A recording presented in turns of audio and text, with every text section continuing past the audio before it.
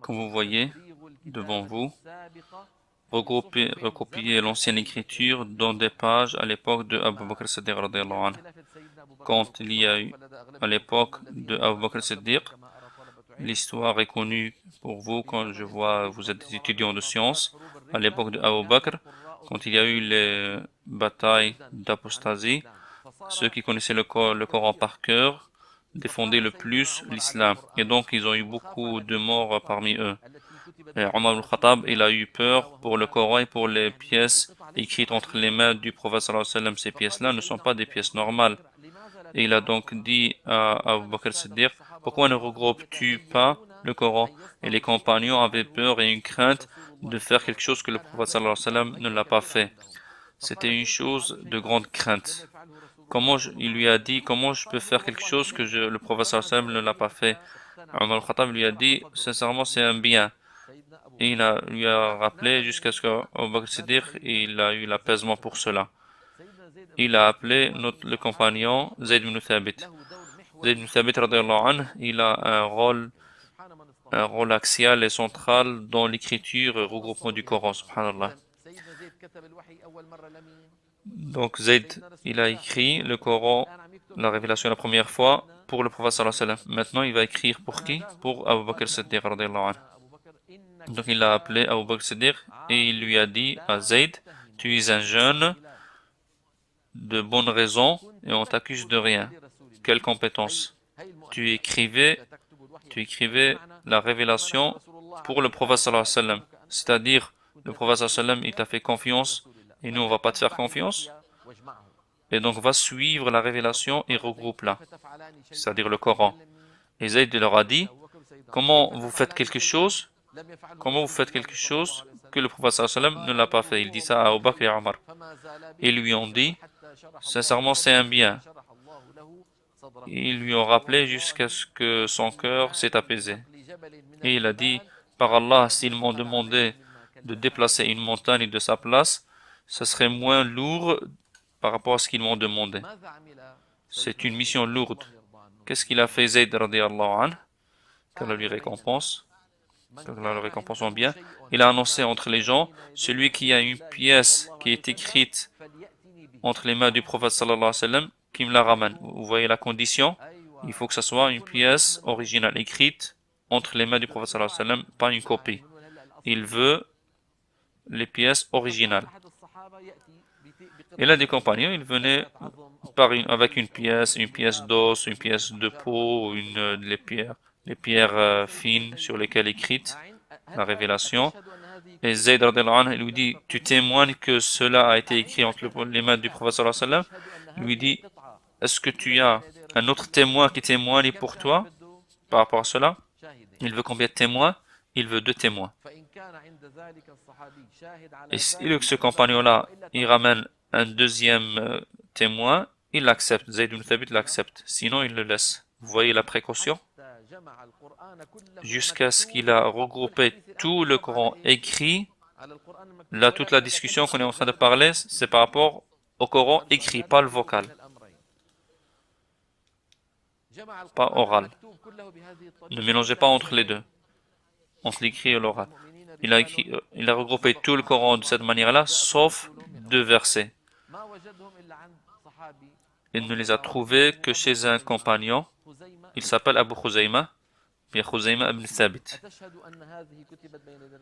Est-ce que tu témoignes que cela a été écrit entre les mains du prophète sallallahu alayhi wa sallam? Il lui dit oui. Est-ce que tu as un autre qui va témoigner pour toi? Il lui dit non, j'ai pas. Je rappelle une autre fois. Cela ne veut pas dire que personne ne les connaît par cœur, ces versets-là. Zayd, il est en train de regrouper le Coran écrit. Si il rentre à l'époque à la mosquée du prophète sallallahu alayhi wa sallam et il demande qu'est-ce qu'il connaît ces 2 versets-là, plein de mains vont se lever que ne connaît leur nombre que Allah. Ici, on est concentré sur le Coran écrit. Est-ce que tu as un autre témoin que cela a été écrit entre les mains du prophète sallallahu alayhi wa sallam? Et là, les compagnons se sont rappelés que ce compagnon, a un titre prophétique que le prophète sallallahu alayhi wa sallam lui a donné un jour. Un jour, le prophète sallallahu alayhi wa sallam a acheté de la part d'un bédouin un cheval. Après que la transaction s'est achevée, il lui a dit « Suis-moi, je vais te donner l'argent ». La vente a eu lieu. Et le prophète sallallahu alayhi wa sallam, quand il marchait vite. Et le bédouin marchait à son aise avec son cheval. À un moment donné, la distance entre le prophète sallallahu alayhi wa sallam et le bédouin est devenue longue et comme si chacun il marche tout seul. Des personnes ont vu avec le bédouin un cheval. Ils lui ont demandé « Est-ce que tu vends le cheval? On te donne telle somme. » Et le bédouin a voulu cette somme-là. Et à la base, le cheval ne lui appartient pas. Il a vendu au prophète sallallahu alayhi wa sallam, mais il a voulu la somme que les gens lui ont proposée. Quand le prophète sallallahu alayhi wa sallam est arrivé, il lui a ramené l'argent, il a voulu lui donner. Le bédouin lui a dit « Est-ce que tu veux acheter le cheval ?» Le prophète sallallahu alayhi wa sallam lui a dit « J'ai acheté le cheval. » Le bédouin lui a dit « Tu m'as pas acheté le cheval. Est-ce que tu es un témoin ?» Les compagnons se sont réunis autour de ça. Parmi eux, Abu Khuzayma ibn Thabit. Le prophète sallallahu alayhi wa sallam a dit aux compagnons « J'ai acheté le cheval de ce bédouin. Est-ce que l'un d'entre vous témoigne ?» Les compagnons, ils ont appris du prophète sallallahu alayhi wa sallam qu'ils ne peuvent témoigner que sur quelque chose qu'ils ont vu. Ils étaient présents. S'ils n'étaient pas présents, ils ne peuvent pas témoigner. Ils se sont tus alors. Et il a rappelé, est-ce que l'un d'entre vous peut témoigner? Abu Khuzayma, il a dit, moi je témoigne au messager d'Allah. Et il a dit au bédouin, le prophète sallallahu alayhi wa sallam a acheté le cheval. Et moi je témoigne. Subhanallah, le bédouin a eu peur. Il a avoué qu'il avait réellement vendu le cheval. Il a pris l'argent et il est parti. Ok? Le prophète sallallahu alayhi wa sallam, il s'est retourné au Khuzayma. Il lui a dit, est-ce que tu m'as vu quand j'ai acheté le cheval? Abu Khuzayma lui a dit non. Alors, et comment tu témoignes? Comment tu as témoigné pour cela? Il a dit, ô messager d'Allah, tu n'es pas comme nous. On te croit par rapport à l'information qui vient du ciel. Et on ne va pas te croire par rapport à une affaire de cette vie d'ici-bas. Tu nous dis la révélation est descendue, on dit oui, elle est descendue. Tu dis cela vient de Allah, on te dit oui. Maintenant tu dis cheval et pas cheval et on va te dire où est-ce qu'il est le témoin. Vous voyez la compréhension. Le prophète sallam était content par rapport à sa réponse et lui a donné ce titre. Il a dit celui pour qui Khuzayma témoigne, c'est suffisant pour lui.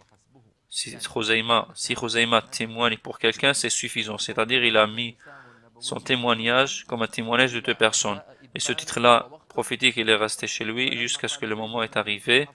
Quand Zayd lui a demandé à l'époque de Abu Bakr Siddiq, est-ce que tu es un autre témoin? Il a dit, j'ai pas. Ils se sont rappelés que son témoignage est équivalent au témoignage de deux personnes et il a donc accepté les deux pièces et les a mis dans le Coran comme connu. Tout cela concerne le Coran écrit. La troisième partie, troisième étape, chers frères, comme nous voyons devant nous, à l'époque de Abu Bakr Siddiq, Zayd il a regroupé les pièces. S'il vous plaît, restez concentrés avec moi et attentifs.